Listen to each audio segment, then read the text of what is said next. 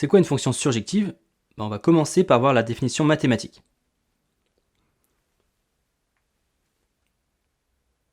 Donc soit f de e dans f une application, on dit que f est surjective de e sur f, ou que c'est une surjection de e sur f si, pour tout y appartenant à f, il existe x appartenant à e tel que y soit égal à f de x.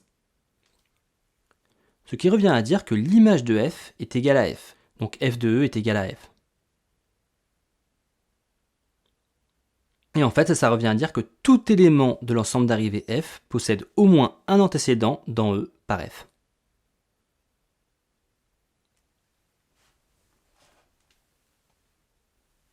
On va schématiser l'ensemble de départ E et l'ensemble d'arrivée f. Et bien, ce qu'il faut comprendre, c'est que si f de E, donc l'image de E, n'est pas égale à f, c'est-à-dire que f de E va être inclus dans f sans être égal à f, dans ce cas-là, la fonction f ne peut pas être surjective, puisqu'on pourra trouver des éléments qui appartiennent à f sans appartenir à f de E, donc qui n'ont pas d'antécédent, comme par exemple ici y1, y2. Donc forcément, si f de E n'est pas égal à f, les éléments qui appartiennent à f sans appartenir à f de E, ils n'auront pas d'antécédent par f. Sinon, ils appartiendraient à l'image de f.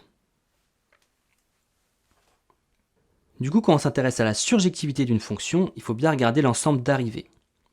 Parce qu'une même fonction, par exemple la fonction carré, elle pourrait être surjective ou non, selon comment on définit son ensemble d'arrivées. On va regarder ça tout de suite. Donc, si on définit la fonction f de R dans R, qui a x associe x au carré, donc cette fonction carré, quand on prend son image, c'est-à-dire quand on calcule f de R, on trouve R+, bien sûr, puisque le carré d'un réel est toujours positif. Donc dans ce cas-là, f n'est pas surjective, puisque l'image de f n'est pas égale à l'ensemble d'arrivées, n'est pas égale à R. En revanche, si je définis g de R dans R+, qui a x associe x au carré, donc là la différence c'est l'ensemble d'arrivées qui est R+, et non plus R, cette fois l'image de g est bien égale à l'ensemble d'arrivées, est bien égale à R+, donc g est surjective. Donc là, ce qu'il faut vraiment retenir, c'est qu'une même fonction, ici la fonction carré, peut être surjective ou non, suivant comment on définit son ensemble d'arrivées. Allez, on va regarder un premier exemple. On va se demander si l'application f, définie de R2 dans R, qui a xy associe 2y, est surjective ou non. Donc pour vérifier si une fonction est surjective, on regarde un élément quelconque de l'ensemble d'arrivées. Donc ici, on va l'appeler t.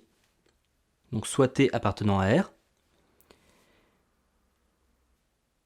Et on va regarder si on peut nécessairement lui trouver un antécédent par f.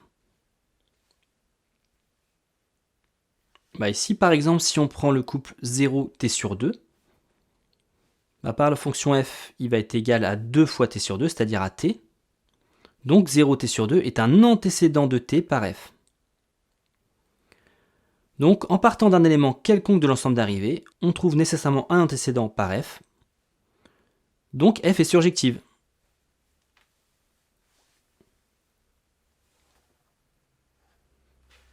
Deuxième exemple, on s'intéresse cette fois à l'application f de R2 dans R3 qui au couple xy associe le triplet 1 x plus y, y. Et on se demande si elle est surjective. Donc, est-ce que tous les éléments de R3, donc tous les triplets réels, peuvent être atteints? Bon, voilà ce qui doit te sauter aux yeux, c'est que dans les triplets d'arrivée, le premier élément, c'est 1.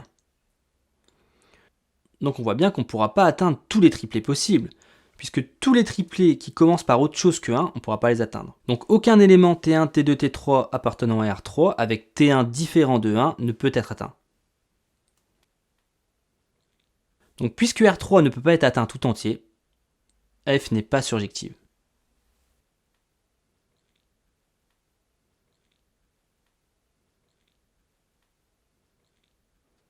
On va maintenant s'intéresser au lien entre surjectivité et composition.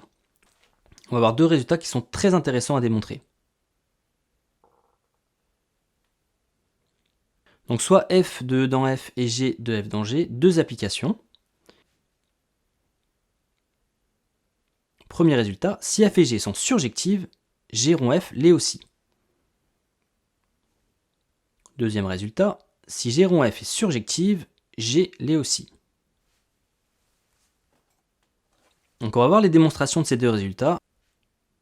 Les démonstrations sont assez théoriques, mais si tu es capable de les refaire, ça veut dire que tu as bien compris ce qu'est la surjectivité. On va commencer par démontrer le premier résultat. Si f et g sont surjectives, g rond f l'est aussi.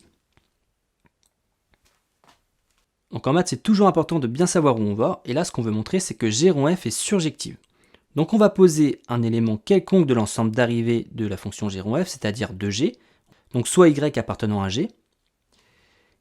Et vu qu'on veut montrer que g rond f est surjective, on va essayer de montrer que nécessairement y admet un antécédent par g rond f.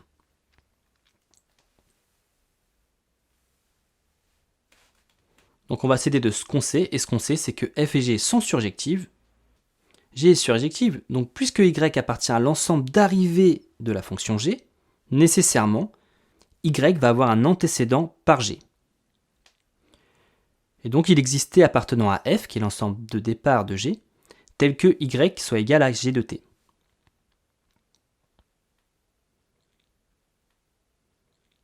De même, f est surjective.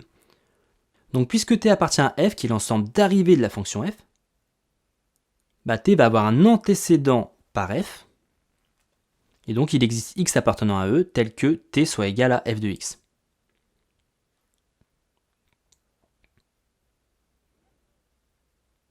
Et donc, y est égal à g de t, qui est égal à g rond f de x. On est parti d'un élément quelconque de l'ensemble d'arrivée de g rond f, qu'on a appelé y. Et cet élément quelconque, on en a trouvé un antécédent. Donc, tous les éléments de l'ensemble d'arrivée ont un antécédent, par g rond f, et donc g rond f est surjective. On va maintenant démontrer le deuxième résultat. Si g rond f est surjective, g l'est aussi. Donc comme on veut montrer que G est surjective, on va prendre un élément quelconque de l'ensemble d'arrivée de G, donc soit Y appartenant à grand G, et on veut montrer que Y admet un antécédent par G.